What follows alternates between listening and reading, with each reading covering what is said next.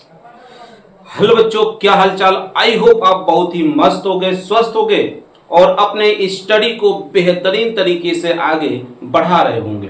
तो प्यारे बच्चों, आज के क्लास में हम लोग पढ़ेंगे चालकता का, किसी विद्युत अपघट्य के चालकता का मापन किस प्रकार से करेंगे, कैसे किया जाता है, जो उसका हम लोग किस प्रकार से मापन करेंगे।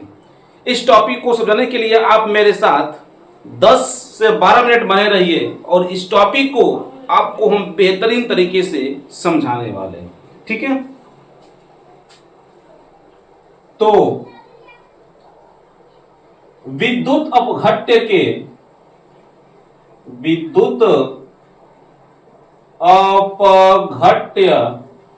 के चालकता C का मापन, चालकता C का मापन कैसे किया जाएगा।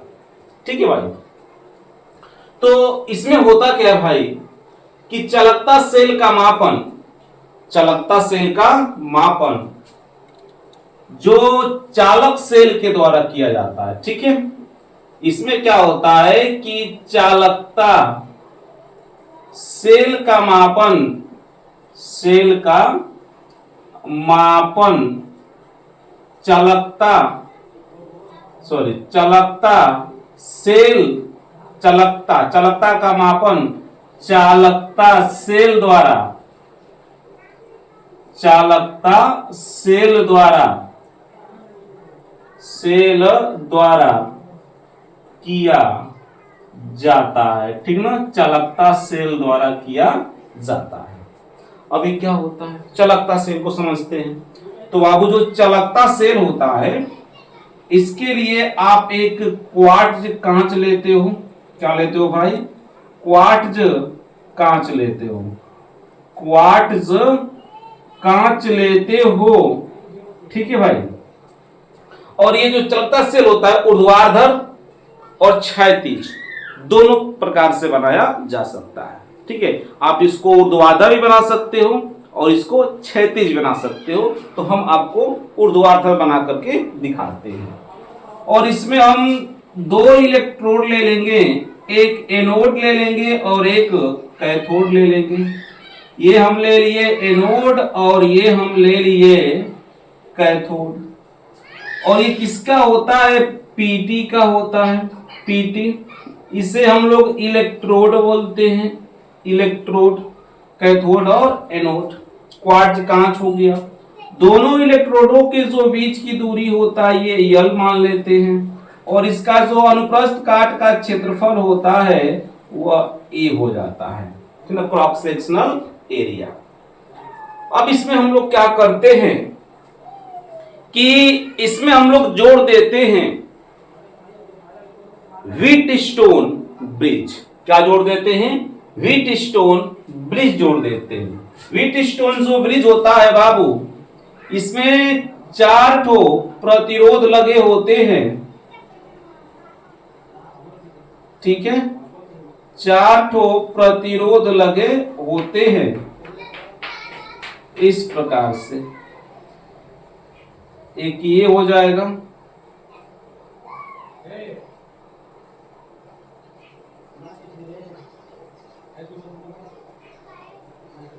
ठीक है, इस प्रकार से लग गया।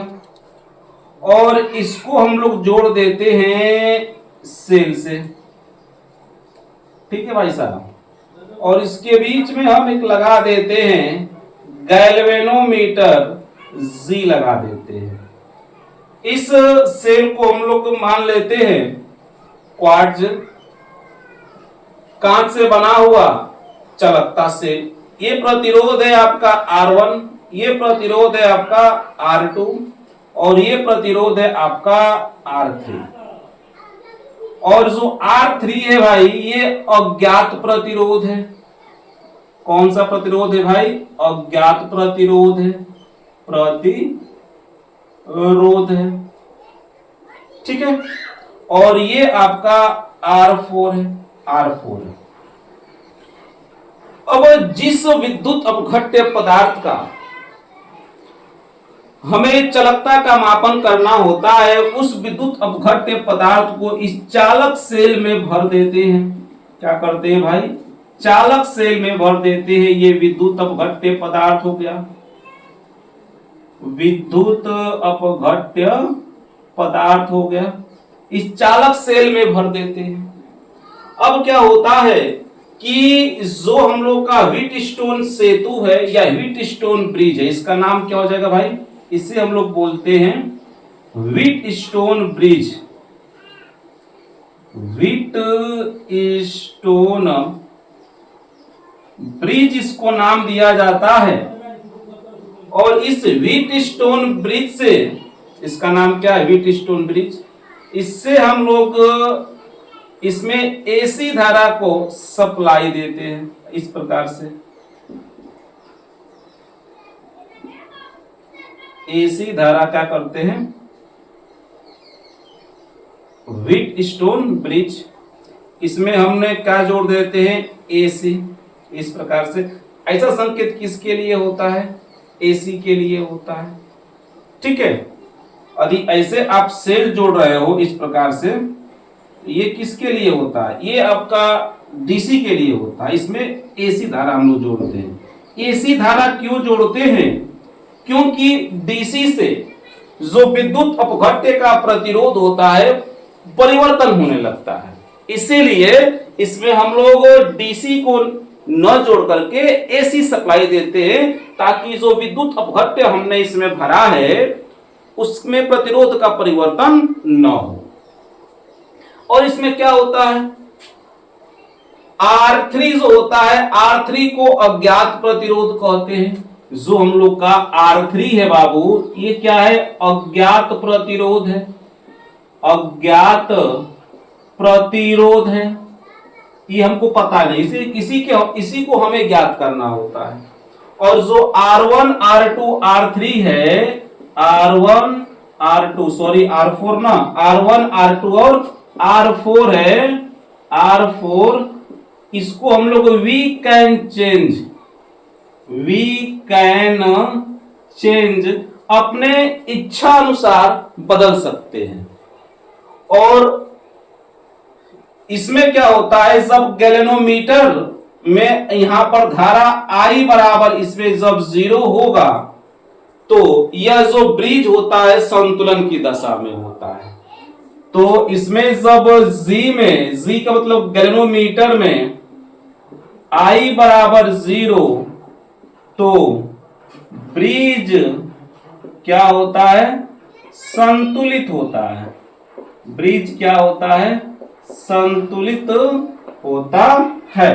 इसमें हम लोग करेंगे क्या कि जो हम लोग का R1 है, पहले तो जिस विद्युत अपघट्य की चालकता C का मापन करना होता है उसको हम इस सेल में डाल देते हैं। सेल में डालने के बाद इसको हम लोग व्हीटस्टोन ब्रिज से जोड़ देते हैं। फिर यहां से एसी सप्लाई देते हैं। एसी सप्लाई इसलिए देते हैं ताकि इसके प्रतिरोध में कोई परिवर्तन न हो, डीसी से परिवर्तित होता है। इसमें सेल को बनाने के लिए कांच का, क्वार्ट्ज का प्रयोग किया जाता है और ये प्लेटिनम का इलेक्ट्रोड लगाते हैं जो कि एनोड और कैथोड का काम करता है।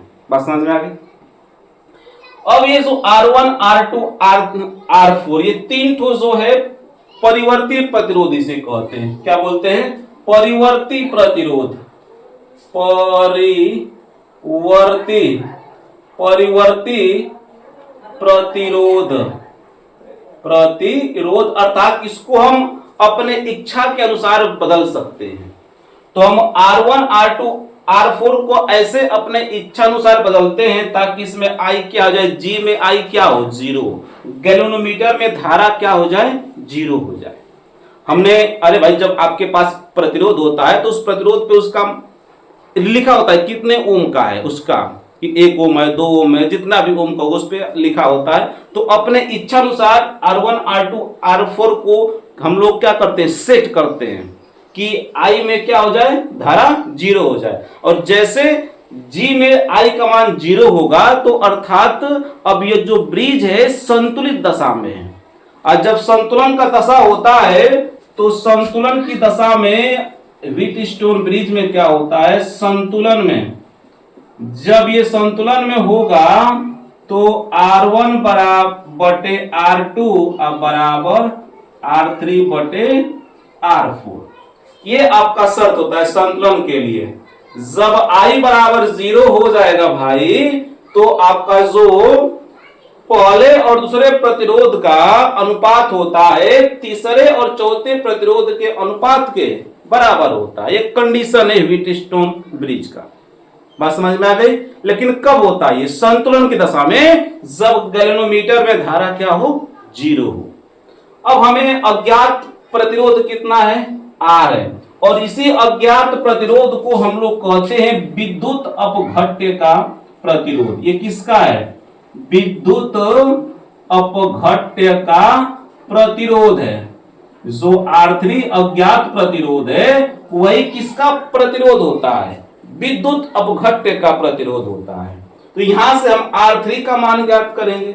जब R3 का आप मान ज्ञात करोगे तो R3 बराबर क्या हो जाएगा? R1 बटे R2 इंटू क्या हो जाएगा? R4 हो जाएगा। और जब यहां से आपने R3 का, अच्छा R1 R2 R4 तो आपको ज्ञात है, क्योंकि आपने इसको अपने इच्छा अनुसार सेट किया है, इच्छा अनुसार लगाया है कि गैल्वेनोमीटर में धारा I क्या हो जाए? 0 हो जाए। तो आपको तो तीनों ज्ञात होगा।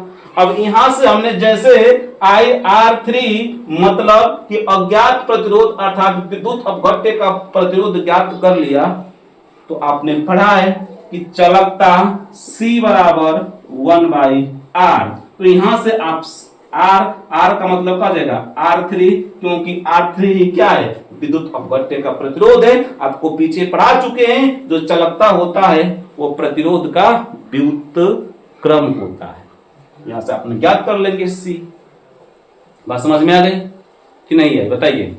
तो ऐसे आप लोग यहां से यदि इसका हमने प्रतिरोध ज्ञात कर लिया तो आसानी से इसका चालकता हम लोग C को ज्ञात कर सकते हैं। बात समझ में आ गई? एक और आपने पढ़ा होगा, फटाक से इसको नोट कर लीजिए। एक मेथड तो ये हो गया। अब जो होता है कि विशिष्ट चालकता कप्पा का यूज करके कैसे हम लोग इस चालकता को ज्ञात कर सकते हैं, उसको थोड़ा सा हम लोग देख लेते हैं। बात समझ में आ गई? फटाक से इसको नोट कर लीजिए और हम लोग आगे की ओर बढ़ेंगे। ठीक ना? मिटा दे इसको। चलिए मिटा देते हैं और इसमें देख लेते हैं विशिष्ट चालकता कप्पा का उपयोग करके हम लोग कैसे इस चालकता C को ज्ञात करते हैं। ठीक ना? एक तो ये मेथड हो गया, एक और देखिए मेथड। K मतलब कप्पा, विशिष्ट चालकता का उपयोग करके, विशिष्ट चालकता का उपयोग करके C ज्ञात करना है। C ज्ञात करना कैसे ज्ञात करेंगे? तो आपने कप्पा बराबर पढ़ा है कि चालकता गुणे सेल नियतांक। पढ़ा है कि नहीं पढ़ा है? सेल नियतांक। तो कप्पा बराबर C और इंटू सेल नियतांक मतलब होता है L/A। आपको हम पीछे पढ़ा चुके हैं। अभी आपको यहां से R3 हमने ज्ञात किया था। R3 को कैसे ज्ञात किया था? तो R3 को ज्ञात किया था हमने R1 बटे R2 इंटू R4। यहां से जो विद्युत अपघट्य का क्या था? प्रतिरोध R3 था। अब बताइए C का मान कितना होता है? प्रतिरोध के व्युत्क्रम होता है, आपको पता होगा। तो यहां से आप चाहो तो ज्ञात कर सकते हो kappa equal to 1/R। R का मतलब कि R3 इंटू L/A। इसे हम लोग क्या कहेंगे? विशिष्ट चालकता। क्या चीज? विशिष्ट चालकता। तो विशिष्ट चालकता भी ज्ञात करना हो तो आप इस फार्मूले का उपयोग कर सकते हो। और यहां से यदि आपको C ज्ञात करना हो तो यदि विशिष्ट चालकता ज्ञात हो तो C का मान यहां से आप ज्ञात कर सकते हो। कैसे ज्ञात कर सकते हो? तो C equal to kappa into A/L हो जाएगा यहां से, इस प्रकार से। बात समझ में आई? तो इस प्रकार से हम जो है बाबू चालकता सेल के द्वारा हम किसी विद्युत अपघट्य का चालकता एवं विशिष्ट चालकता का मापन कर सकते हैं। और आपको पता होगा कि इसमें हम क्या क्या उपयोग करेंगे। एसी डीसी न उपयोग करके एसी उपयोग किया जाता है। तो आपको आई होप ये वीडियो समझ में आ गई होगी। तो वीडियो पर आप नए होंगे तो वीडियो को लाइक करिएगा, चैनल सब्सक्राइब करिएगा, दोस्तों को शेयर जरूर करिएगा। मिलते हैं नेक्स्ट वीडियो में। जय हिंद।